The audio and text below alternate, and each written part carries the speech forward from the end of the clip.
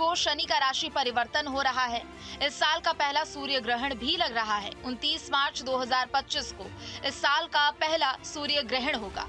यह सूर्य ग्रहण आंशिक सूर्य ग्रहण होगा। यह ग्रहण भारत के समय के अनुसार दोपहर 2:20 से शुरू होगा, जो कि दोपहर 4:17 पर सूर्य ग्रहण पीक पर होगा और शाम 6:13 पर खत्म हो जाएगा।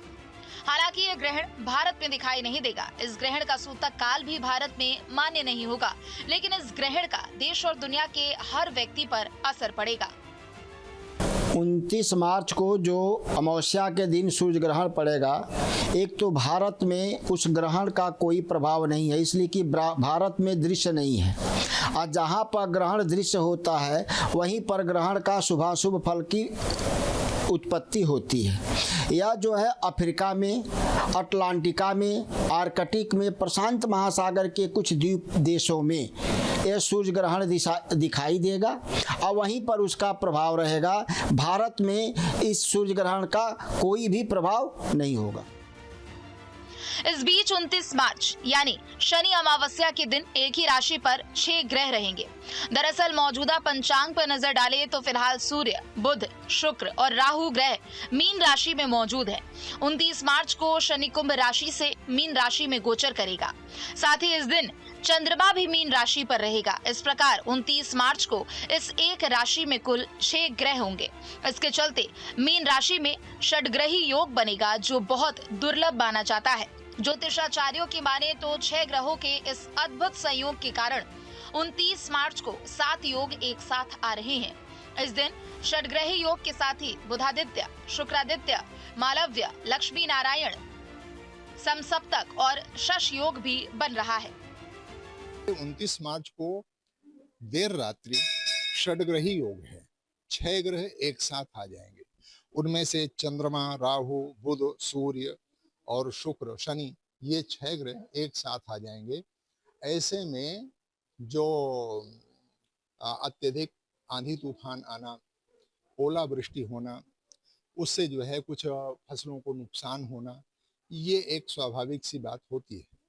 प्राकृतिक उत्पात जिसको कहते हैं, बहुतायत नहीं, बहुत अधिक नहीं कुछ होने वाला है, किंतु इतनी सी बात अवश्य है कि अधिक से अधिक जो आंधी तूफान है उनका आना, ओलावृष्टि आदि होने की वजह से फसलों को नुकसान होना, ये सब होता है। एक बात इस बात को जानना चाहिए कि जो षडग्रही योग है वो अधिकतम 2.25 दिन तक ही रह सकता है, क्योंकि चंद्रमा का जो राशि परिवर्तन होता है वो 2.25 दिन में होता है। 2.25 दिन में अपना राशि परिवर्तन कर लेगा और षडग्रही योग से पंचग्रही योग हो जाएगा। 5 ही ग्रह रह जाएंगे। वो देश के लिए लाभदायक है। अन्न उत्पन्न होगा, अच्छा अन्न उत्पन्न होगा, वर्षा अच्छी होगी। इस बात को जरूर समझना चाहिए कि इस तरह के योग में खंड वर्षा का योग बनता है। खंड वर्षा का मतलब होता है कि कभी एक क्षेत्र में वर्षा हुई, दूसरे में नहीं हुई, दूसरे में हुई, पहले में नहीं हुई। इस तरह से खंड वर्षा का योग बनता है। इस बात को जरूर समझना चाहिए। जो षडग्रही योग है ये मीन राशि में गोचर करेंगे। सारे के सारे ग्रह, जो 6 ग्रह हैं, वो मीन राशि में गोचर करेंगे।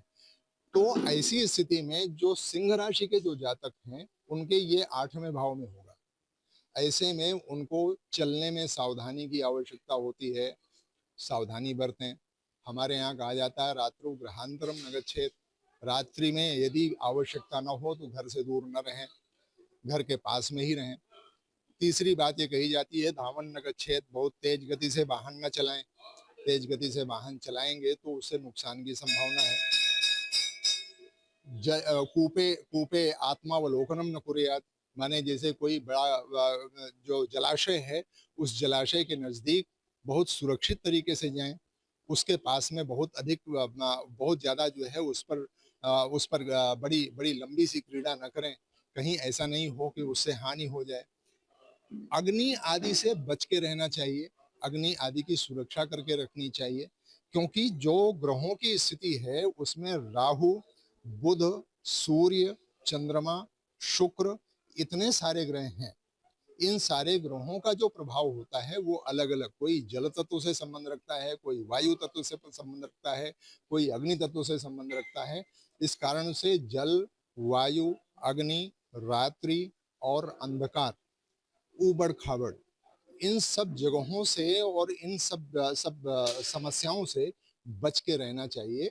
ये जो है वो जैसे विशेष रूप से जैसे जो सिंह राशि वाले हैं उनके लिए, जो धनु राशि वाले हैं उनके लिए और जो मेष राशि वाले हैं उनके लिए ये विशेष रूप से निर्देश है।